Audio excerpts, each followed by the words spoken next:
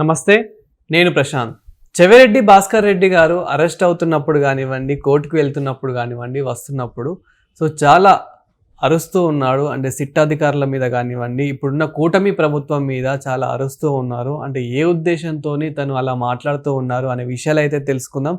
దీని గురించి అయితే మాట్లాడేందుకు ప్రస్తుతం మనతో పాటు Janasena official spokes person Srinivas గారు ఉన్నారు. నమస్తే అండి. నమస్తే చెవిరెడ్డి భాస్కర్ రెడ్డి గారు అరెస్ట్ అవుతున్నప్పుడు కానివ్వండి, కోర్టుకు వెళ్తున్నప్పుడు వస్తున్నప్పుడు చాలా అంటే ఒక సిట్ అధికారుల మీద కానివ్వండి, ఇప్పుడున్న కూటమి ప్రభుత్వం మీద కానివ్వండి, ఎలాంటి నా తప్పు లేనప్పటికీ నన్ను అరెస్ట్ చేస్తున్నారు, కావాలని కేసులు పెడుతున్నారు, నెక్స్ట్ వచ్చే ప్రభుత్వం మాది వచ్చాక మేము చూసుకుంటాం అన్నట్లయితే అతను మాట్లాడడం జరుగుతుంది. అంటే ఏ ఉద్దేశంతో అలా మాట్లాడడం జరుగుతుంది?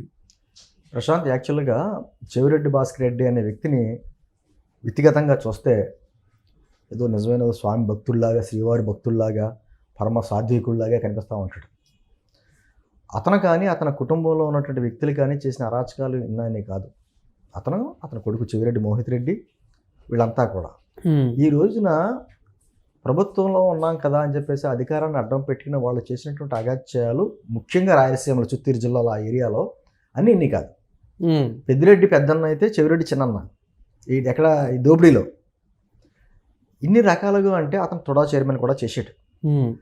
ఇప్పుడు అతని మీద వచ్చిన ఆరోపణలు ఏంటి? ఏదైతే లిక్కర్ స్కామ్కి సంబంధించినటువంటి ఆ డబ్బును ముడుపుల వ్యవహారంలో అటు ఇటు మారుస్తా తీసుకొచ్చి వాటిని ఎన్నికల్లో ఖర్చు పెట్టాడు అన్నది ఒక ప్రధానమైన ఆరోపణ. అతని మీద లుక్అవుట్ కేసులు ఉన్నా కూడా అతను ఏదో విదేశాలకు వెళ్ళిపోవడానికి ప్రయత్నం చేశాడు. బెంగళూరు ఎయిర్పోర్ట్లో దొరికాడు, అరెస్ట్ అయ్యాడు. సరే, సిట్ అధికారులు విచారిస్తారు. విచారణలోని నిజంగా అతను ఎటువంటి తప్పు చేయలేని పక్షంలో తన దగ్గర ఉన్నటువంటి ప్రూఫ్స్ అని చెప్పాలి. నాకు సంబంధం లేదు, లేకపోతే నేను చేయలేదు అని ఏదో అతని విషయం చెప్పాలి. అది మానేసి ఆ కోర్టు దగ్గర కావచ్చు, జైలు నుంచి బయటకు వచ్చేటప్పుడు కావచ్చు, సిట్ అధికారుల మీద బెదిరింపు ధోరణితో హెచ్చరికలు జారీ చేయడం, మీరు చాలా తప్పు చేస్తున్నారు అన్నట్టుగా, భవిష్యత్తులో మా గవర్నమెంట్ వస్తే మేము ఎంతో తేలుస్తాము అన్నట్టుగా బెదిరింపులు రకరకాలుగా చేస్తారు. అంటే సిట్ అధికారులు ఏ బెదిరింపులకి లెక్క చేయరు కానీ అతను ఏమన్నా అటువంటి వ్యక్తి ఏ తప్పు చేయలేని వ్యక్తి అంటే అతని గురించి అందరికీ తెలుసు. తుడా చైర్మన్గా అతను సంబంధించినటువంటి ఆ తుడా సంబంధించిన వెహికల్స్లో ఏ విధంగా డబ్బు అంతా మార్పులు జరిపింది తెలుసు. ఈ రోజున కాదు, 2015 ఆ టైంలో, అంటే 2014-19 మధ్యకాలంలో ఉన్నటువంటి ప్రభుత్వం ఆ టైంలోనే అతను ఎలక్షన్స్ టైం వచ్చేటప్పటికి తన భార్య అకౌంట్ నుంచి వెలుగు సిబ్బందికి అకౌంట్ డబ్బులు పంపించాడు. అంటే ఈ రోజున కొత్త కాదండి. ఇంకా చెవిరెడ్డి మోహిత్ రెడ్డి మన ఎలక్షన్స్ టైంలో పులవర్తి నాని గారి మీద ఇంకా హత్య ఒకటే చేయలేదు, అన్నీ చేశారు. అతను దౌర్జన్యాలు అంటే మనం చూసాం. అంటే ఒక విధమైనటువంటి రౌడీ రాజ్యం చూపించారు. మళ్ళీ అయినా కూడా ఎందుకు అరుస్తున్నాడు? నిజాయితీ పరుడు అరుస్తాడు కదా అంటే మీకు ఉదాహరణ చెప్తాను. కప్పలు అరుస్తాయి, ఎద్దుల కంటే ఎక్కువ అరుస్తాయి. కానీ ఎద్దులు గానుకి వాటికి పని చేస్తాయి. కానీ కప్పలు అరుపు ఎక్కువ ఉంటుంది కానీ సౌండ్ అది కనీసం ఆ చెప్పులు కుట్టడానికి కూడా పనిచేయదాని చర్మం వదిలితే. అలాగా అరుపులు అరిచేసినంత మాత్రాన, కేకలేసేసినంత మాత్రాన, బెదిరించేసినంత మాత్రాన ఏమీ అవదు. అక్కడ వాస్తవాలు, సాక్ష్యాలు అన్నీ ఒక క్వశ్చనీర్ తయారు చేస్తుంది సిట్టు. ఆ క్వశ్చన్కి సమాధానాలు ఏ విధంగా చెప్తున్నారో అన్నది అదే సందర్భంలో ఆ స్కామ్కి సంబంధించి అందరిదే రికార్డు చేస్తుంది, కంపేర్ చేసుకుంటుంది, ఆధారాన్ని ముందు పెడద్ది. మరి దీంతో నీకు సంబంధం లేదన్నావు కదా, మరి ఈ విషయం ఏంటని అడుగుతుంది. ఏ అకౌంట్లోకి ఎలా డబ్బులు మారినాయో అడుగుతుంది. వాటికి సమాధానం చెప్పాలి. సమాధానం చెప్పి నిజంగా నిష్పక్షపాతంగా నేను ఏం చేయలేదంటే నిజాయితీ పరుడు కానీ కడిగిన ముచ్చులో బయటికి రా, తప్పులేదు. అది మానేసి ఇలా అరుస్తున్నావు అంటే కేవలం అంటే ఒక డ్రామా.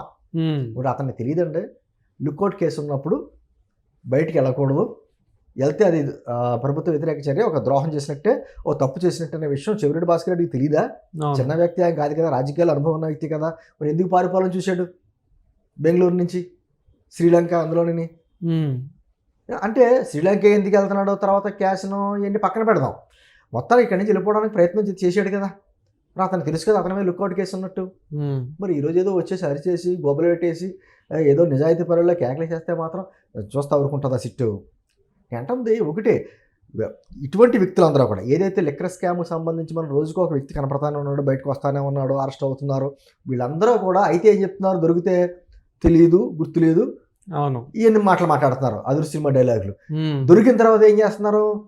ఏదైనా ఆధారాలు తిరిగితే ఈ విధంగా రివర్స్ మాట అంటే ప్రజల్లో మేమేం తప్పు చేయలేదు, కూటమి ప్రభుత్వం మా మీద కక్ష ధోరణి చర్యలతో ఇటువంటి కార్యక్రమాలు చేస్తుందని ఒక ఫోకస్ చూపించడానికి. ఇప్పుడు అరిచినంత మాత్రం వదిలేస్తారా పోలీసు వాళ్ళు? అంటే వాస్తవాలు ఏంటనేది మాత్రమే వాళ్ళ ముందు పెట్టుకోవాలి. న్యాయస్థానాలు ఏం చేస్తారండి, సాక్ష్యాలు అన్నీ పెడితేనే, లేకపోతే ఎటువంటి వ్యక్తి అయినా బెయిల్ వచ్చేస్తుంది. ఆధారాలు చూపించకపోతే కోర్టులు కూడా ఏం చేయలేవు. సరైనటువంటి ఛార్జ్ షీట్లు వేయలేదు, సరైనటువంటి ఆధారాలు చూపించలేదు అని చెప్పేసి అని వదిలేస్తాయి. అవును. అటువంటిది నీ దగ్గర ఏమన్నా తప్పు చేయలేని ఆధారాలు ఉంటే పెట్టు. అదే మానేసి ఇది బెదిరింపులు పోరుతా అంటే సిట్ అధికారులు మామూలుగా వాయించరు. మామూలుగా వాయించారంటే చేతితో కొట్టరు, ఏమి నీళ్ళం. అది చేతితో కొడతాం కానీ లేదా కర్రతో కొడతాం, అటువంటిది ఏం చేయరు. ఖచ్చితంగా ప్రశ్నలు సంధిస్తారు. చాలా సూటిగా, చాలా స్పష్టంగా వాళ్ళకున్న ఆధారాలతో సహా బయట పెడతారు. దానికి సమాధానం చెప్పుకోవాలి. ఇంక దాంతో పిచ్చకపోయి ఉంటుంది చివరికి. ఏదో రకంగా నన్ను ఏదో ఖచ్చితంగా నేను దొరికేసినట్టే, దీన్ని తప్పించుకోవాలంటే ఏదో రకంగా సానుభూతి డ్రామా ఆడాలి అనేటువంటి విధానంలో చేస్తున్నటువంటి ప్రయత్నంలో భాగమే తప్ప మరొకటి కాదు. సరే, ఇంకొకటి కూడా అంటూ ఉన్నారు, కక్షపూర్వితంగానే కావాలనే మమ్మల్ని అరెస్ట్ చేపిస్తున్నారు, మాది ఏం తప్పు లేకపోయినా కానీ ఇది ఒక రాజకీయంగా వాడుకొని మమ్మల్ని కావాలనే అరెస్ట్ కేసులు పెడుతూ ఉన్నారని చెప్పేసి వాళ్ళు మాట్లాడుతూ ఉన్నారు. దీని మీద మీరు అంటే ఒకటి, ఎవరైనా ఒక రాజకీయంగా కక్ష పెట్టారండి, అరెస్ట్ చేశారండి, అరెస్ట్ చేయడం లేకపోతే కోర్టు ముందు తీసుకెళ్లారు అనుకోండి, నిరూపించగలరు కదా. అవును. ఇప్పుడు చంద్రబాబు నాయుడు గారిని తీసుకెళ్లి ఎంత కక్ష ధోరణి చర్యల్లో కనీసం ఎఫ్ఐఆర్ కాపీ కూడా ఇవ్వకుండా రోడ్డు మార్గంలో తీసుకెళ్ళిపోయి జైల్లో పెట్టి 52 రోజులు ఉంచారు. అది కక్షపూరిత చర్య. అంటే బయటికి రానివ్వకుండా 52 రోజులు ఉంచారు. ఆధారాలు చూపిస్తా ఉన్నారు, ఏమైనా చూపించగలిగారా?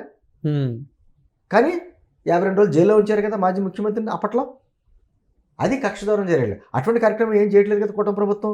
నిజంగా కూటమి ప్రభుత్వం కక్ష ధోరణి చర్యలే చేయాలి అంటే వైఎస్ఆర్ కాంగ్రెస్ పార్టీ సంబంధించిన నాయకుడు ఒక్కడ బయట ఉండడు, అందరూ జైల్లో ఉండవలసిన వాళ్ళే. మరి అటువంటిది ఏం చేయట్లేదు కదా. లీగల్గా ఒక ప్రాసెస్ ప్రకారంగా నోటీసులు ఇవ్వడం, ఆధారాల నుండి పెట్టడం, సిట్టు విచారణకి పిలవడం, అక్కడ ఆధారాలు చూపించిన కోర్టు డిసిషన్ చేస్తుంది. సరైన ఆధారాలు లేవనో లేకపోతే రిమాండ్ విధించాలనో ఏది చేయాలనో కోర్టు చెప్తుంది. అది ప్రభుత్వం సంబంధం లేదు, ఒకవేళ ప్రభుత్వం ఏమైనా చేసినా కూడా. కానీ ఇక్కడ ఏమైంది, గతంలో ఆ విధమైన కార్యక్రమాలు ఏం చేయలే. ఎక్కడన్నా సోషల్ మీడియాలో చిన్న పోస్ట్ పెడితే 41A నోటీసులు ఇవ్వాలని కనీస ఇంగిత జ్ఞానం కూడా లేకుండా, ఒకవేళ పొరపాటు ఏమైనా ప్రభుత్వానికి వ్యతిరేకంగా అనిపిస్తే రాత్రి తీసుకెళ్ళిపోయి అరెస్టులు చేసి, తెల్లవారుజామున గోడ దూకిచ్చి అరెస్టులు చేసి, అచ్చెన్నాయుడు గారు అనారోగ్యంతో ఉంటే రాష్ట్రం అంతా ఎలా తిప్పారు మనకు మర్చిపోయామా? రంగనాయకమ్మ అని ముసలావిడ, పెద్ద ఆవిడ, 77 సంవత్సరాల పైన ఉంటాయి ఆమెకి. ఆమె ఏదో సోషల్ మీడియాలో పోస్ట్ పెట్టి షేర్ చేసినందుకు ఆమెను తీసుకెళ్ళి అరెస్ట్ చేశారు. అంకంబాబుని జర్నలిస్ట్, అతను సీనియర్ జర్నలిస్ట్, అతను అరెస్ట్ చేశారు. అవి కక్షధోరణి చర్యలు. ఇది కాదు. అంటే వాళ్ళకి ఏమర్థం అవుతుందంటే గతంలో మేము తప్పు చేసాం, అందరూ అదే చేస్తారేమో అనుకుంటున్నారు. చాలామంది మా కూటమి ప్రభుత్వం మీద ఉన్నటువంటి విమర్శ కూడా ఏంటంటే, గతంలో మీరు విమర్శించారు కదా, అనేకటువంటి అక్రమాలు చేశారు కదా, దౌర్జన్యాలు చేశారు కదా, అటువంటి వ్యక్తులందరూ కూడా బయట తిరుగుతున్నారు, మీరు ఎందుకు అరెస్ట్ చేయట్లేదు అనేటువంటి మా మీద ఇంకా అసమ్మతి మాలోనే ఉంది, అంటే పార్టీ కార్యకర్తలోనే. కానీ కూటమి ప్రభుత్వం, చంద్రబాబు గారు పదే చెప్తున్నారు, గత ప్రభుత్వం ఎలా చేసిందో అలా చేయకపోవడమే మనం చేయాలి. వాళ్ళు చేసినట్టు మనం చేస్తే మనకే వ్యత్యాసం ఉండదు. జగన్మోహన్ రెడ్డిని అరెస్ట్ చేయలేదు అంటే అది మన చేతిలో ఉండదు. చట్టాలకి ఫ్రీ హ్యాండ్ ఇస్తున్నాం, వాటి పని అవి చేసుకుంటూ వెళ్తే అవసరం వచ్చినప్పుడు తీసుకెళ్ళి లోపలేస్తాయి. అది మన చేతిలో పని కాదు. వాళ్ళు చేసినట్టుగా కష్టధోరణి చర్యలతో మనం చెయ్యొద్దు, చట్టబద్ధంగా మనం వ్యవహరిద్దాం అని పదే చెప్తున్నాడు ఆయన. అదే జరుగుతుంది. ఈ రోజున చెవిరెడ్డి భాస్కర్ రెడ్డి కావచ్చు, చెవిరెడ్డి మోహిత్ రెడ్డి కావచ్చు, వాళ్ళ కుటుంబీకులు ఎవరైనా కావచ్చు, చేసిన అక్రమాలు దౌర్జన్యాలు మామూలు విషయం కాదు. మనకి ఇంకా చాలా తక్కువ తెలుసు. మీరు చిత్తూరు జిల్లా వెళ్ళి ఈ చెవిరెడ్డి గురించి కానీ లేకపోతే పెద్దిరెడ్డి లాంటి వ్యక్తుల గురించి అడిగితే కథలుగా చెప్తారు అక్కడ వాళ్ళు చేసిన దౌర్జన్యాలు. 1-2 కాదు, వాళ్ళకు ఉన్న పదవులు అడ్డుపెట్టి ఏ విధంగా చేశారన్నది. ఖచ్చితంగా ఎవరైనా చట్టం ముందు నిలబడాలి. తప్పు చేయకపోతే నిరూపించుకోవాలి, తప్పు చేస్తే మాత్రం ఖచ్చితంగా శిక్ష అనుభవించాలి. దాంట్లో ఎవరో చిన్న పెద్ద అనేది వ్యత్యాసం ఏమీ లేదు. Thank you sir.